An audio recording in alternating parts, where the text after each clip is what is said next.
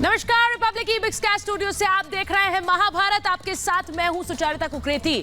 आसमान का बाहुबली आज हिंदुस्तान की सरजमी पर उतरा। नाम रफाल और काम दुश्मन को चित करना। राफेल भले ही हिंदुस्तान आया है, लेकिन चर्चा पूरी दुनिया में है, चीन और पाकिस्तान में भी है, क्योंकि आसमान के इस बाहुबली को टक्कर देने वाला कोई भी विमान ना चीन के पास है और ना पाकिस्तान के पास है। और इसीलिए आज हम कह रहे हैं कि आज हिंदुस्तान चीन और पाकिस्तान से मजबूत हुआ। इसी पर महाभारत। पहले ये report. Welcome to the Indian Ocean. Rafale की हुंकार, दुश्मन में हाहाकार। राफाल आए देश, दुश्मन को कड़ा संदेश।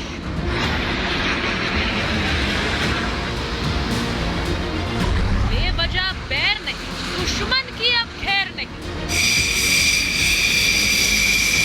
राफाल से दुश्मन में भय, पीओके अक्सर चीन आना तय। आज से राफाल युग आ गया। दुश्मन का काल राफाल ने आज भारत में कदम रख दिया है। राफाल के 5 विमानों ने आज अंबाला वायु स्टेशन पर लैंडिंग की। जैसे ही राफाल ने आसमान को चीरते हुए भारत की सरजमी में कदम रखा, हर हिंदुस्तानी का सीना गर्व से चौड़ा हो गया।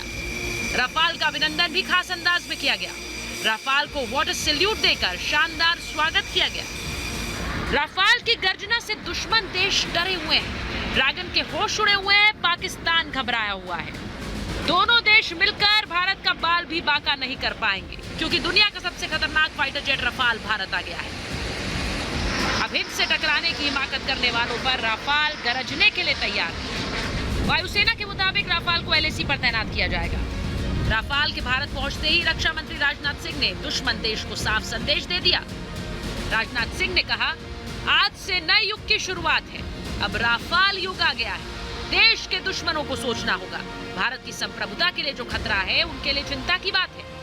राफाल की गर्जना दुश्मन देश के साथ साथ उन गद्दारों के लिए संदेश है, जो बार बार राफाल पर सवाल उठाते रहे हैं। राफाल एक साथ दुश्मन के कई ठिकानों में तबाही मचा सकता है। बिना सीमा पार किए दुश्मन पर 150 किलोमीटर तक वार कर सकता है। 10 मिनट में पाकिस्तान और 5 मिनट में चीन को तबाह करने में सक्षम है। 100 किलोमीटर के दायरे में एक साथ 40 टारगेट को निशाना बना सकता है। जरूरत पड़ने पर परमाणु हथियारों का भी इस्तेमाल कर सकता है। राफाल में तैनात मिसाइलें भी घातक हैं। ऐसे में अगर पाकिस्तान और चीन ने हिमाकत की तो राफाल काल तो बनेगा ही। साथ ही राफेल के आने से दुश्मन देश में भय है। पीओके और अक्सर चीन भी आना तय है।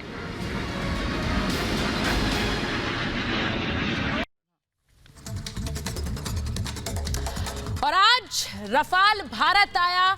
जैसा मैंने पहले कहा कि आसमान का बाहुबली भारत की सरजमी पर उतरा है। इसीलिए आज हम कह रहे हैं कि सुन लो दुश्मन ध्यान से, आया राफाल, अब नहीं चलेगी दुश्मन की कोई चाल।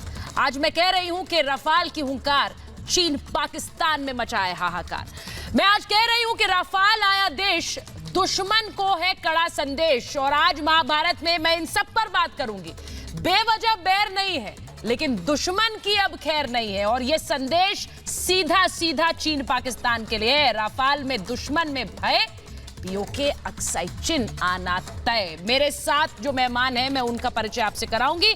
मेरे साथ रिपब्लिक मीडिया नेटवर्क के स्ट्रैटेजिक अफेयर्स एडिटर मेजर गौरव आर्य स्टूडियो में आ गए हैं। मेरे साथ मेजर जनरल जीडी बख्शी जुड़ रहे हैं। मेरे साथ ग्रुप कैप्टन यूके देवनाथ जुड़ रहे हैं। मेरे साथ बीजेपी के प्रवक्ता नेता प्रेम शुक्ला जुड़ रहे हैं। मेरे साथ है वकील राजनीतिक विश्लेषक सुरेंद्र चौहान साहब। मेरे साथ सुनीत चोपड़ा जी जुड़ रहे हैं। मेरे साथ जुड़ रहे हैं सतीश प्रकाश साहब। और मैं महाभारत की शुरुआत करूंगी पूर्व सेना अध्यक्ष जनरल जे सिंह के साथ, जो आज महाभारत में हमारे साथ जुड़ रहे हैं। जनरल जे सिंह, बहुत बहुत स्वागत है आपका रिपब्लिक भारत पर। और मेरा सीधा सवाल सर आपसे यह है, एक विमान भारत आया है, एक फाइटर जेट राफेल भारत आया है, लेकिन इतना चर्चा, इतना डंका पूरे देश में नहीं, चीन पाकिस्तान में भी है। क्यों है सर? मैं सबसे पहले तो आपसे यह पूछ रही हूं, क्योंकि जो लोग सुन रहे हैं महाभारत को, वो जानना चाहते हैं कि एक राफेल कितनी शक्ति रखता है। आप सुचरिता, आपका सवाल जो है बहुत जायज है। पूरे दुनिया में हमारे देश में जो ये हवाई जहाज आया है, इससे हमारे लड़ने की क्षमता बढ़ गई है। और ये जो हवाई जहाज है, ये बहुत आधुनिक टेक्नोलॉजी वाला हवाई जहाज है जी। मैं एयरफोर्स के बारे में एक्सपर्ट नहीं हूं, लेकिन मैं कहना चाहता हूं कि मैंने भी आखिरी 6 महीने chairman chief of staff committee का काम किया। उस समय हमने हर पहलू का जायजा लिया। ये एक हवाई जहाज जो है जॉइंट वॉरफेयर में हमारे को एक ऊंचे स्तर पे ले जाएगा। ये जो है एक हम जो हमारा रण क्षेत्र है तिब्बत का, उसमें हमारा कोई मुकाबला नहीं कर सकता। जब हमारे पास ऐसे शस्त्र आ जाएं, ऐसे हवाई जहाज मिल जाएं, और हमें बताना चाहिए सबको कि कारगिल की लड़ाई में भी पाकिस्तान को घुटने टिका दिए थे, जबकि हमारे एयरफोर्स ने भी हिस्सा लिया। बिल्कुल। और एयरफोर्स का मानसिक पावर है, साइकोलॉजिकली दुश्मन के जवानों के ऊपर, दुश्मन के फौजियों के ऊपर, वो मैं समझता हूं कि लड़ाई में एक रण जीतने की एक हमारी रणनीति में बहुत कामयाबी हुई। मैं ये भी बताना चाहता हूं, जनरल सिंह, मैं आपसे ये भी बताना चाहता हूं। सॉरी, आप बोलिए। जी जनरल सिंह, मैं सीधे आपसे पूछ रही हूं, इस राफेल की टक्कर का कोई विमान न पाकिस्तान के पास है न चीन के पास है, क्योंकि हमें सीधी भाषा में अपने उन दर्शकों को समझाना है। क्या मैं सही कह रही हूं जब मैं कह रही हूं कोई नहीं है टक्कर में दूर दूर तक राफेल के? आप बिल्कुल सही कह रहे हैं।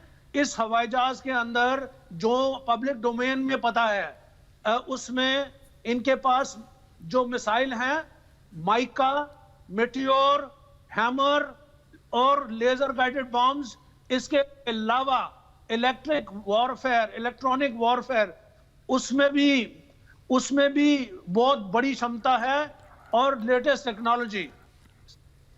और सबसे बड़ी बात यह है, ना चीन के पास ऐसा हवाई जहाज है, हाँ। ना पाकिस्तान के पास है।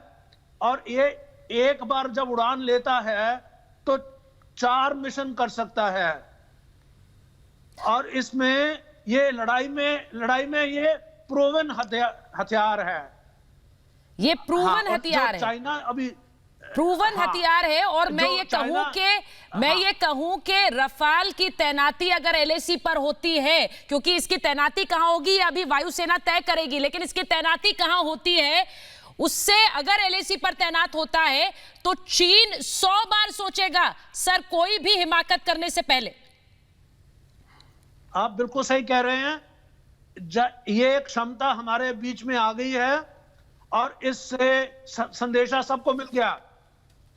बिल्कुल कि हिंदुस्तान से टक्कर लेनी है तो एक हिंदुस्तानी joint manship, joint warfare under the CDS और तीनों चीफ, हम मिलके ऐसी रणनीति बनाएंगे कि रण क्षेत्र तिब्बत में दांत खट्टे कर देंगे किसी भी हमलावर का। बिल्कुल बिल्कुल, दांत खट्टे कर देंगे किसी भी हमलावर के। और मैं इसी से महाभारत की शुरुआत आज करना चाहती हूं। मैं चाहूंगी कि सुरेंद्र चौहान, सुनीत चोपड़ा, सतीश प्रकाश महाभारत की शुरुआत करें। सबसे पहले सुनीत जी, और मैं मेजर आर्या को लूंगी। सुनीत जी, मुझे सबसे पहले बताइए, दुश्मन के दांत खट्टे करने वाला रफाल आ चुका है, आज आप गर्व महसूस कर रहे हैं? सर, मैं चाहूंगी जय हिंद कहकर आज रफाल का स्वागत सुनीत चोपड़ा करें। जय हिंद तो कहेंगे ही कहेंगे।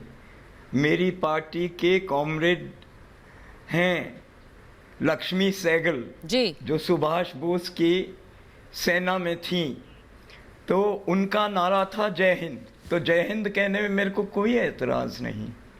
नहीं सर, ये आप जय हिंद पर एतराज नहीं है, ये क्यों समझाने बैठ गए? दुरुस्त आए, ये थोड़ी मैंने आपसे पूछा था कि आप मुझे समझाएं सर कि जय हिंद कहने पर आपको एतराज क्यों नहीं होगा?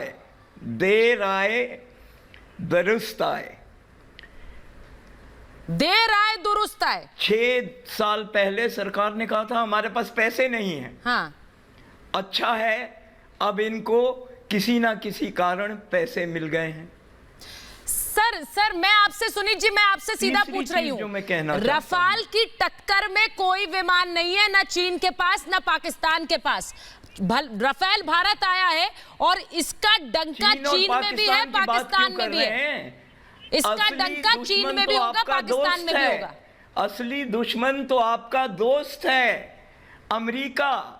असली दुश्मन तो आपका दोस्त है अमेरिका, एक मिनट, जिसने इराक को बर्बाद किया, जिसने सीरिया को बर्बाद किया, जिसने लिबिया को बर्बाद किया। हम ऐसे दोस्तों को नहीं चाहते हैं। जी, मैं एक बात सुनीत चोपड़ा साहब को कहना चाहता हूं। उन्होंने, सुनीत चोपड़ा साहब ने बोला कि असली, सुनीत चोपड़ा जी मैं बोल लूं के ऊपर सुचरिता बोलिए, स्पीच दे देंगे। कहना चाहता हूं सुनीत जी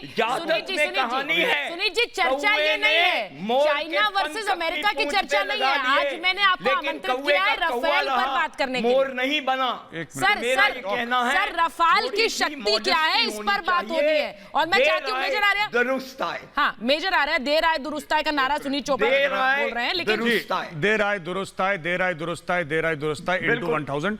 थैंक यू सर। अब मैं बोलना चाहता हूं, ऐसा है जी कि अमेरिका बुरा है, दुश्मन पाकिस्तान और चीन नहीं है, अमेरिका बुरा है। ठीक बात है सब, बात तो आपने ठीक ही बोली। अब आप कह रहे हैं सीरिया को बर्बाद करिए, इराक को, मुझे क्या लेना देना सीरिया को, 10 बार सीरिया को बर्बाद करे। मैं हिंदुस्तानी हूं, मुझे हिंदुस्तान से मतलब है। मेरा दिमाग इतना नहीं है सर कि सीरिया को बर्बाद कर दिया, यमन में बम डाल दिया। मेरी तरफ से रोज 100 बम डाले यमन में। एक मिनट मेरी बात सुन लीजिए सर, जब आप बोल रहे थे मैं बीच में नहीं बोला, allow me to talk sir. मेरा भी एक पॉइंट ऑफ व्यू है, हो सकता है आप जैसा इंटेलेक्चुअल पॉइंट ऑफ व्यू हो, लेकिन एक आम आदमी का पॉइंट ऑफ व्यू सुन लीजिए सर। सर एक मिनट सर, एक मिनट। अब आप मुझे नहीं बोलने देंगे तो मैं नहीं बोलूंगा सर। आपने तो बता दिया कि हमने गलत दोस्त चुन लिए, लेकिन रुक जाइए। हाँ, हर एक देश को हक है अपने मन के दोस्त चुनने का। हमारे ऊपर अमेरिका ने हमला नहीं करा, 1962 में चाइना ने करा था, 1967 में चाइना ने करा था, गलवान ने चाइना ने करा था। अमेरिका वो है, अमेरिका लाख बुरा है सर, मैं मना नहीं कर रहा। मैं खुद, एक मिनट सर, एक मिनट। बांग्लादेश के युद्ध में अमेरिका की फ्लीट कहां तक आई थी? एक मिनट सर, एक मिनट सर, एक मिनट। सुचरिता प्लीज, आप अपना बात, मैं कैसे बात कर लूंगा? सर आप लेक्चर के मोड में रहते हैं सर, जैसे क्लास में बच्चे बैठे हैं, मैं ज्ञान बांट दूं उनको। रुक जाइए सर, थोड़ा बहुत हमने भी पढ़ाई करी, इतनी नहीं करी, थोड़ी बहुत करी सर। ऐसा है, गलवान में अमेरिका नहीं आया था, गलवान में चाइना आया था लड़ने के लिए हमारे फौजियों से। ठीक है, और ये जो हमने जेट्स लिए, हम पाकिस्तान और चाइना की इसलिए बात कर रहे हैं क्योंकि हमने अमेरिका के लिए नहीं लिए, ये हमने चाइना और पाकिस्तान के लिए लिए हैं। ये जो हमने hard earned money tax payers की खर्च करी है, और अमेरिका और चाइना के लिए, अमेरिका के लिए नहीं करी, हमने चाइना और पाकिस्तान के लिए करी है। तो पहले क्लियर हो जाए, ये कम्युनिस्ट का हर समय ना कि वो कैपिटलिस्ट है, वो बुरा है, अमेरिका बुरा है। We don't buy this any more, India does not buy this logic sir. India convince नहीं है इस चीज से। आप लोग वही पुराना गाना गा रहे हैं सर, ये गाना बहुत कई 100 साल से गा रहे हैं आप।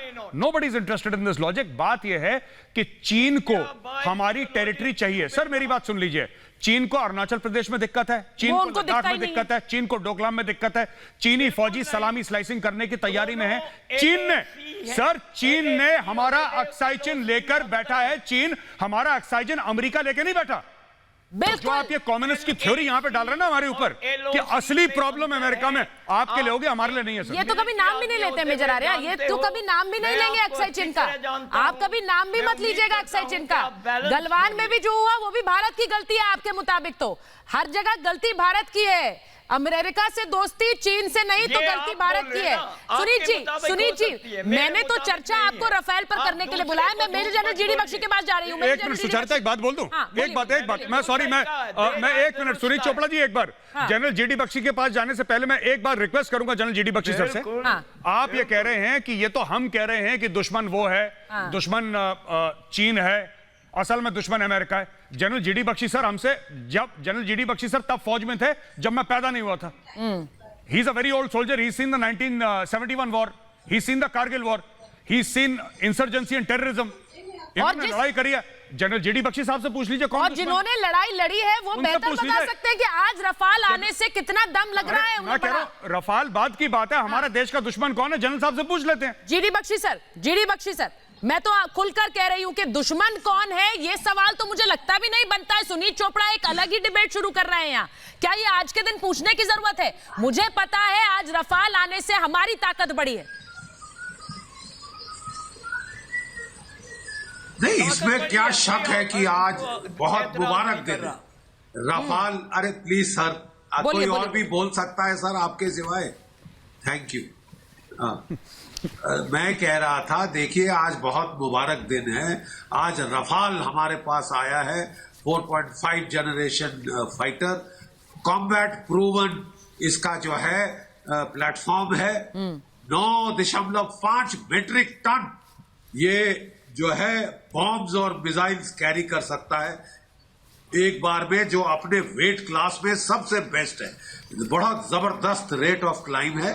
सबसे बढ़िया बात है इसमें जो meteor beyond visual range missile है, ये जो पाकिस्तान के पास F-16 है उनको निस्तनाभूत कर सकता है। वो उसकी रेंज, जिसमें जो आराम लगा है AARAM, वो उसकी रेंज है 70 किलोमीटर, इसकी रेंज है 150 किलोमीटर, यानी डबल रेंज। दूर से उसको पता भी नहीं चलेगा, और वो जो पाकिस्तान के F-16 है वो हवा से उड़ा दिए जाएंगे। और ये अगर बालाकोट के टाइम आ गया होता, तब तक इन लोगों ने इतनी चिल्ल कौ, इतनी जो है इसमें देरी पैदा करने की कोशिश नहीं की होती, सुप्रीम कोर्ट के चक्कर नहीं मारे होते, तो कम से कम 5, 6, 7 पाकिस्तान के F-16 जो है वो आग का शोला बन जाते। ठीक है साहब, ये इसमें जो है स्कैल्प क्रूज मिसाइल है, मतलब 300 किलोमीटर दूर पीछे हटके भी ये जो भावलपुर जैसे ठिकाने हैं टेररिस्टों के, जैसे कि मुरीद के है लाहौर में, उसका कचूमर बना सकता है। ठीक है साहब, ये जो पाकिस्तान के जो फौजी ठिकाने हैं निस्तनाभूत कर सकता है। जो चीन के जो भी हेडक्वार्टर हैं, एयरफील्ड हैं, जो भी उनके सैन्य जो जमघट्टे हैं, उनकी ऐसी तैसी कर सकता है। ये बहुत मुबारक दिन है। रहा सवाल कि हमारा दुश्मन कौन है, अरे साहब ये तो कोई आप छोटे किंडरगार्टन के बच्चे को भी जगा के पूछे इस देश में कि भाई हमारा दुश्मन कौन है, तो आपको वो बता देगा कि पाकिस्तान ने हमें 47, 48 में हमला किया, आप जगा कर पूछ 65 में लीजिए। हमला किया, 71 में हमला किया, कारगिल में हमला किया, और जो है जो हमारे वो 30 साल से जब वो हमले करके पिट चुका लड़ाई के मैदान में, तो उसने टेररिज्म का नाटक शुरू किया। जहां तक चीन का सवाल है, 62 में हमला किया, 67 में क्लैश किया, बू की खाई, और अब वो फिर साहब गालवान में हमारे 20 लोग मार दिए।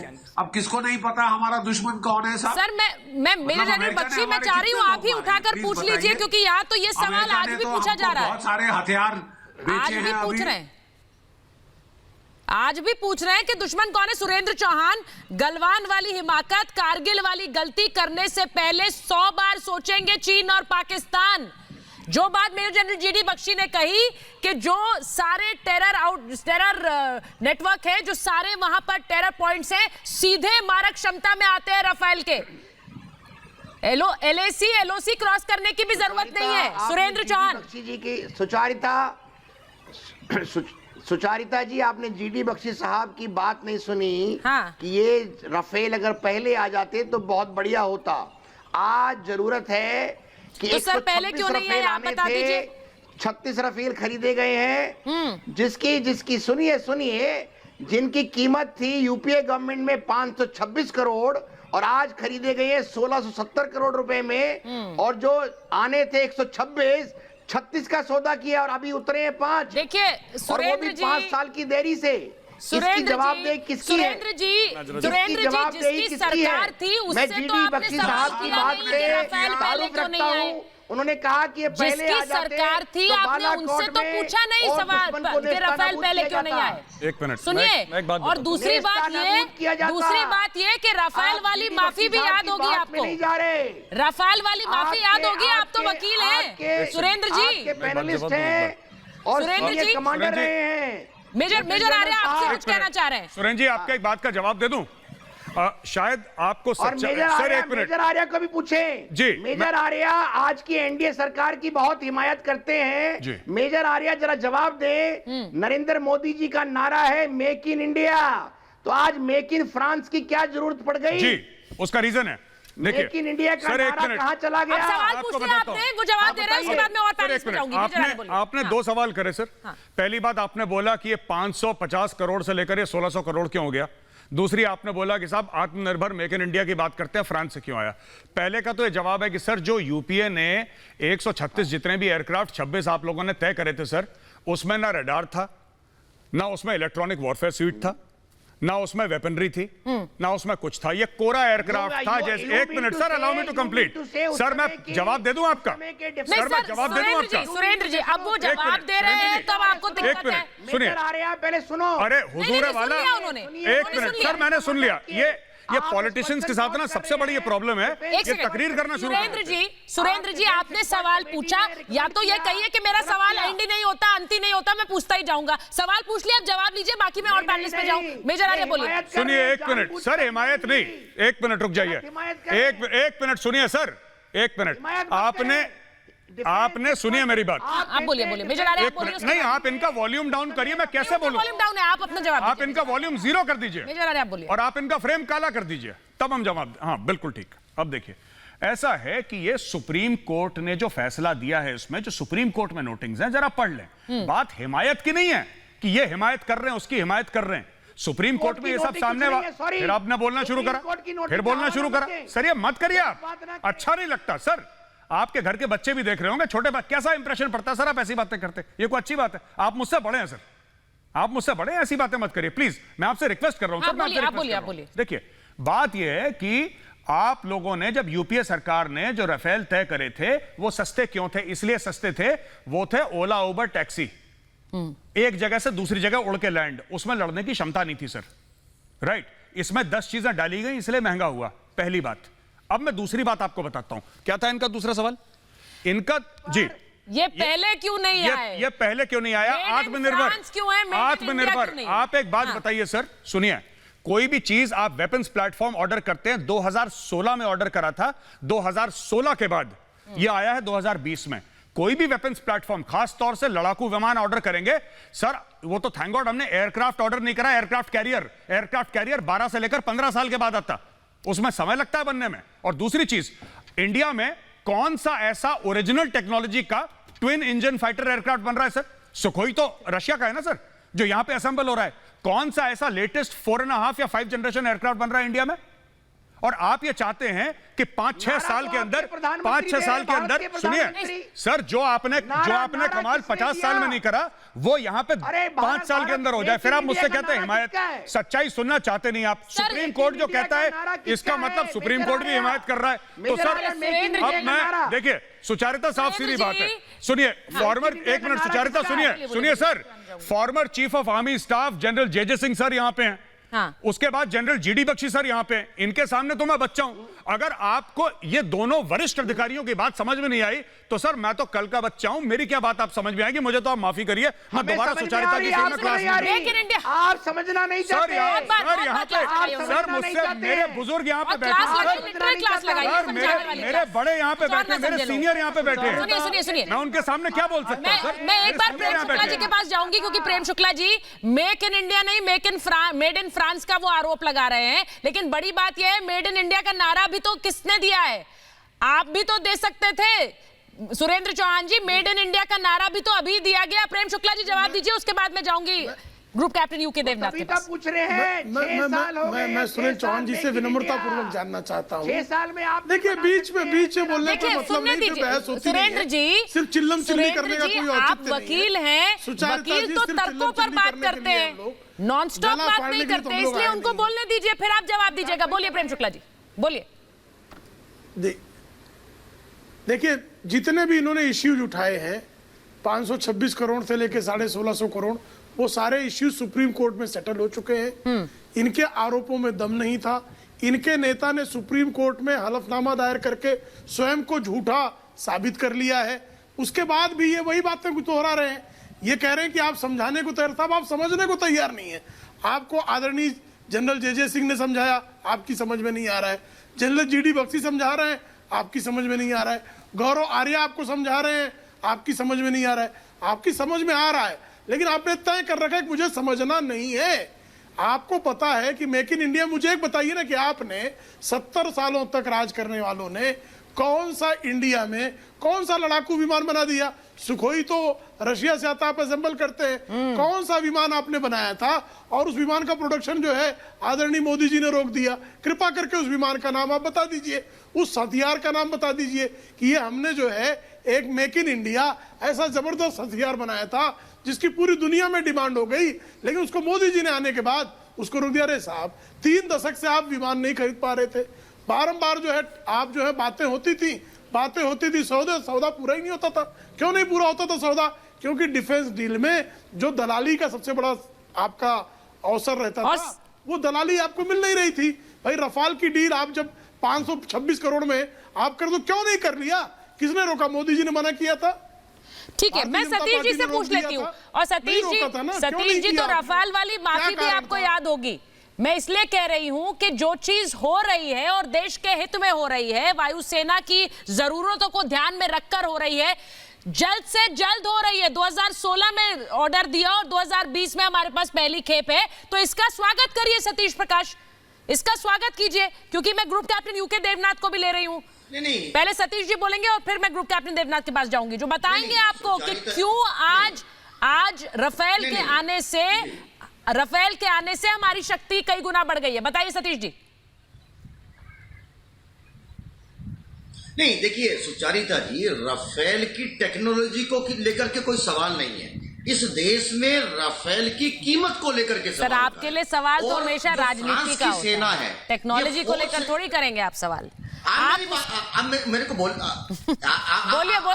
सेकंड अगर दे तो मैं बात नहीं बोलिए सर। सतीश जी, आपको बोलने के लिए बुलाया मैंने, क्या बात कर रहे हैं? कहो तो मोदी जी के गुणगान। नहीं बोलिए सर।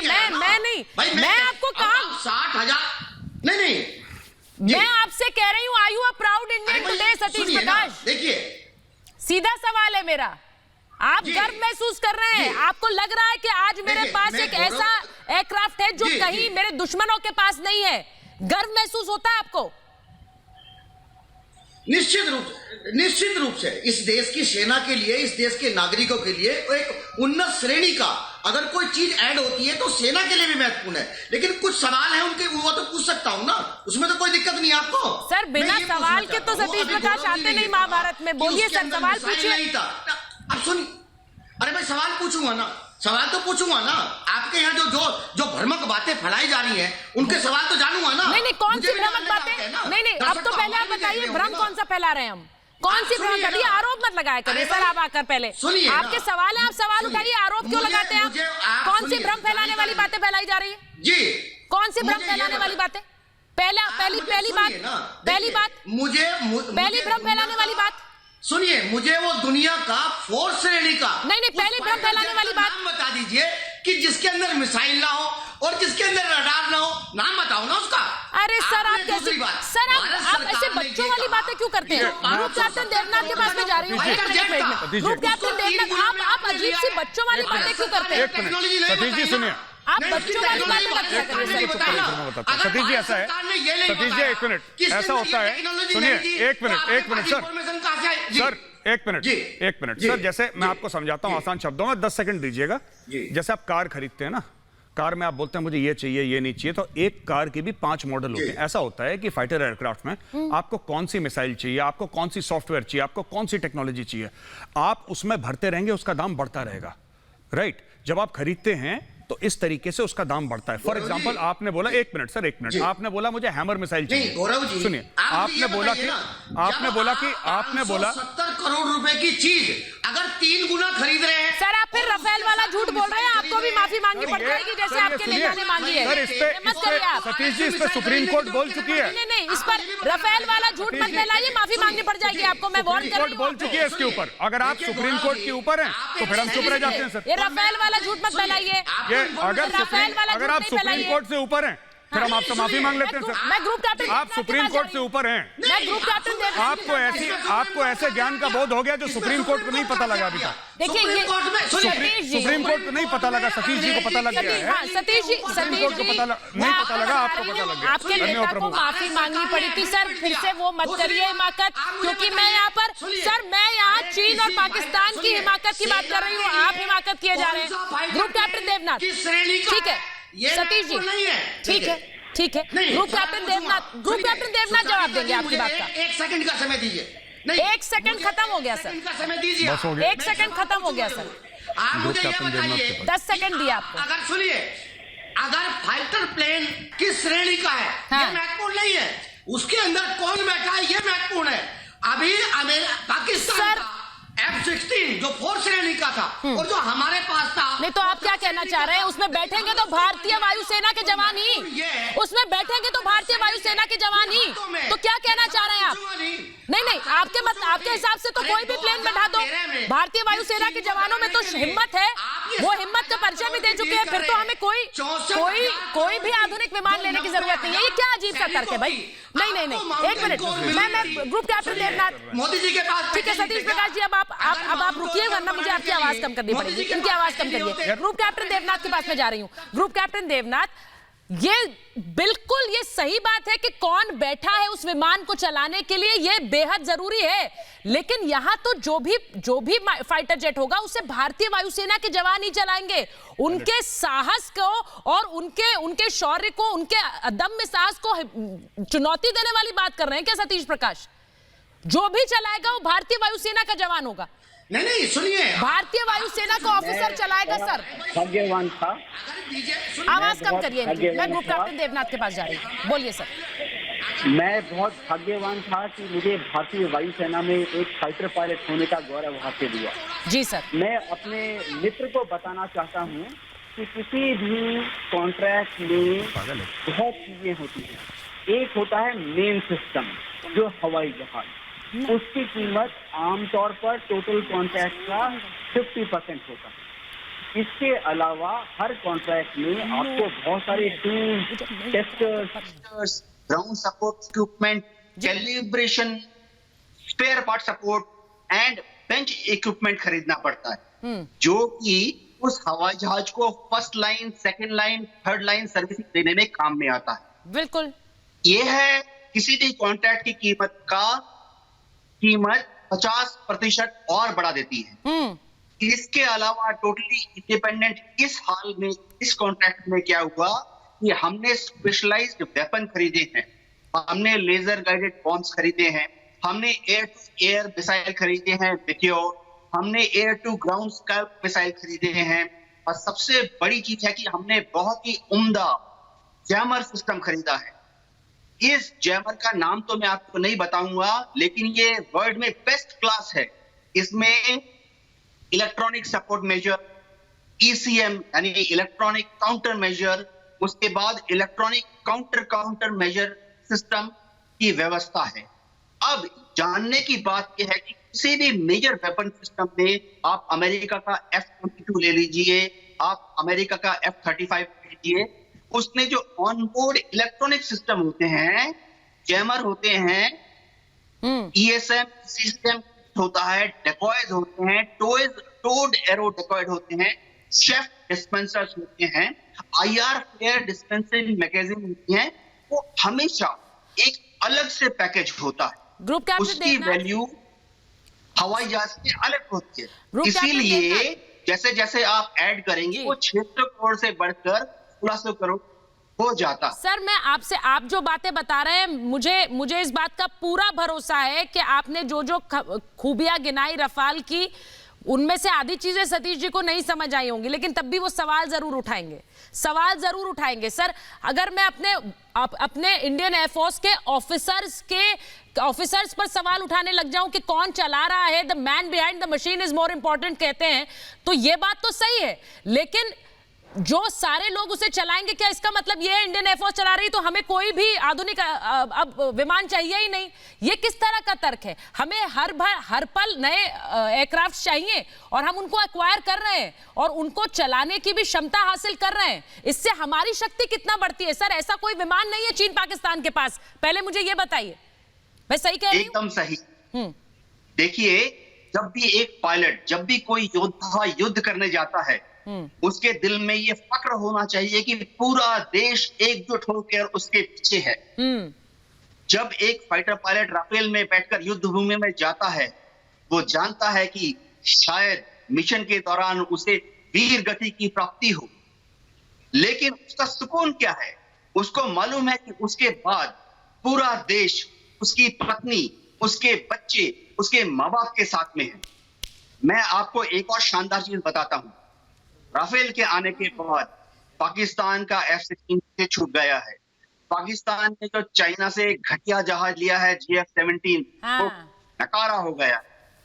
मैं आपको एक चीज बताता हूं, J-20 को चाइना इतना डुगडुगी बजा रहा है, उसमें कुछ नहीं है। J-20 ने अब तक किसी भी इंटरनेशनल एक्सरसाइज में पार्टिसिपेट नहीं किया। हाँ, सोचिए, राफेल ने एक्सरसाइज मेपल में, राफेल ने एक्सरसाइज रेड फ्लैग में, जो कि अमेरिका में होता है, वहां पे राफेल ने जर्मनी के, इंग्लैंड के, सर जो बात आप अमेरिका कह के रहे जहाजों हैं, को बड़ी बात आप कह रहे हैं। मैं जीडी बख्शी सर के पास जा रही हूं क्योंकि मेजर जनरल जीडी बख्शी, ये ट्राइड एंड टेस्टेड विमान है। सबसे बड़ी बात, जैसे भारतीय सेना के जवान और ऑफिसर्स ट्राइड एंड टेस्टेड है। क्यों कह रही हूं मैं ऐसा? हर जंग लड़ी और हर जंग जीती। जनरल जे सिंह, मैं बिल्कुल सही कह रही हूं, भारतीय सेना के जवान, भारतीय वायुसेना के जवान हर जंग लड़ी और हर जंग जीती। कुछ वैसा ही है Rafale. Sucharita, I want to mention here, if I am allowed. बिल्कुल सर, बोलिए। that we are going to look at China in the battlefield of Tibet. China को ताइवान की तरफ भी देखना है, चाइना को अपने दूसरे एरियाज को भी देखना है। तो जितना डिस्टेंस आप मान लीजिए, कन्याकुमारी से लेके कश्मीर तक उनके लॉजिस्टिक बेस इतने दूर हैं। हमारे लॉजिस्टिक बेस जो हैं हमारे देश में कम से कम 500,000 किलोमीटर में हैं। तो हम अपनी फौजों को अच्छी तरह से सपोर्ट कर सकते हैं। और जैसे विंग कमांडर साहब ने कहा, हमारे देश में ये हवाई जहाज पूरे लोड के साथ टेक ऑफ कर सकते हैं। और तीसरी बात, तिब्बत के अंदर रण क्षेत्र में छुपने की कोई जगह नहीं है। और छुपने की कोई जगह नहीं है। सुरेंद्र चौहान जी, खर्चे हैं। सुरेंद्र चौहान जी, मैं जो बात कह रही हूं, जो बात जनरल जे सिंह कह रहे हैं, गाइडेड मिसाइल, बिल्कुल जो बात जनरल जे सिंह कह रहे हैं कि ट्राइड एंड टेस्टेड, वैसा ही है रफाल जैसा भारतीय वायुसेना, भारतीय सेना के जवान है। मेरे जनरल जीडी बख्शी मेरे साथ आ गए, मैं उनके पास जा रही हूं। GD Bakshi sir, just like the Indian army, just like the Indian air force, tried and tested.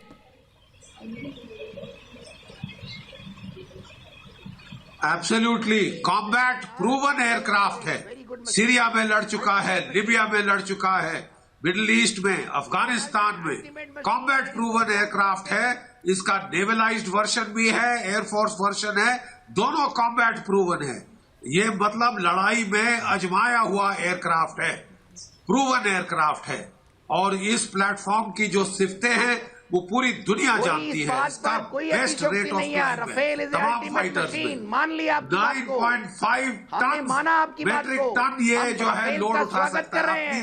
पूरा हिंदुस्तान स्वागत कर रहा है। बीच में मत बोलिए ना, पूरा हिंदुस्तान स्वागत कर रहा है।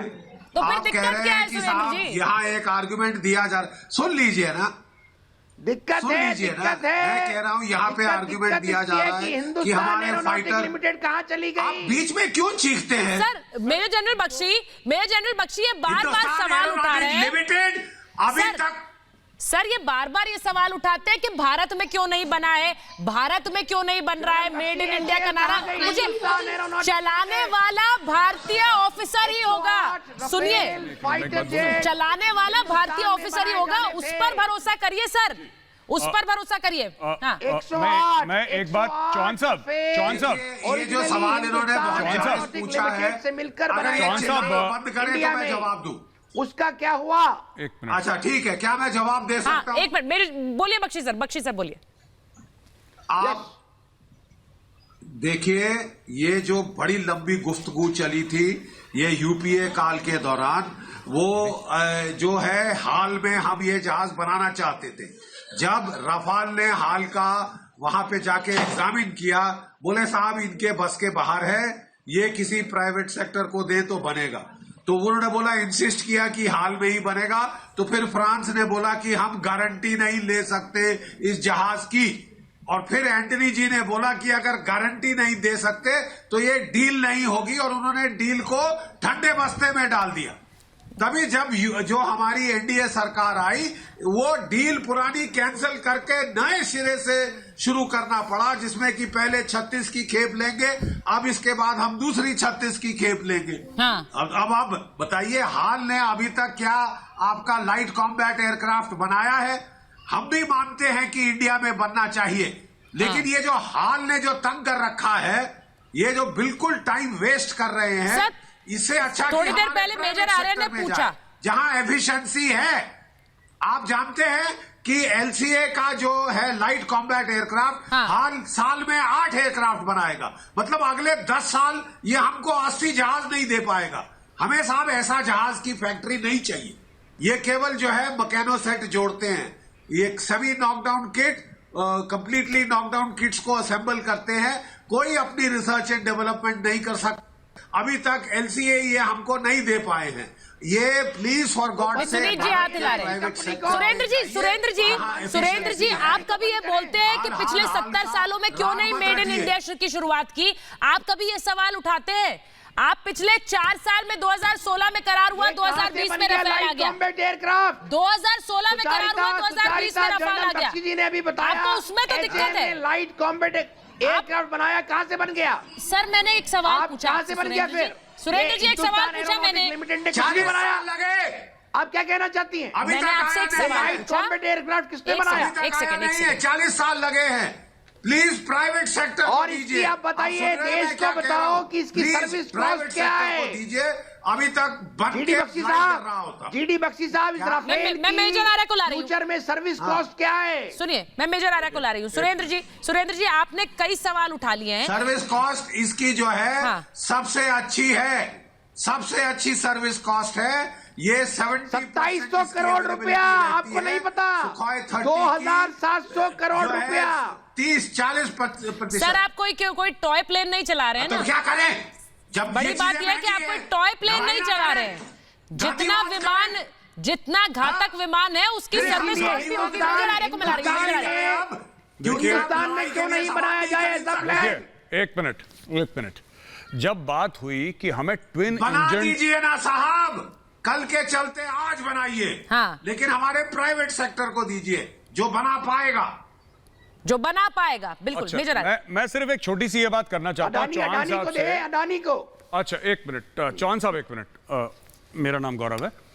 ऐसा है चौहान साहब की ना, twin engine single seat fighter aircraft है 4.5 जनरेशन। ये राफेल बनाता था क्योंकि राफेल ही बना पा सकता है, डसॉल्ट राफेल। एचएएल ने आज तक नहीं बनाया, पहली चीज। एक मिनट सर, एचएएल ने आज तक नहीं बनाया, तो आज क्या बना देगा वो? पहली चीज, उसने बनाया नहीं था तो उसको एक्सपीरियंस नहीं है। दूसरी चीज, जब हम बात करते हैं कि हमें ट्विन इंजन, आपको पुराना करार पता है क्या?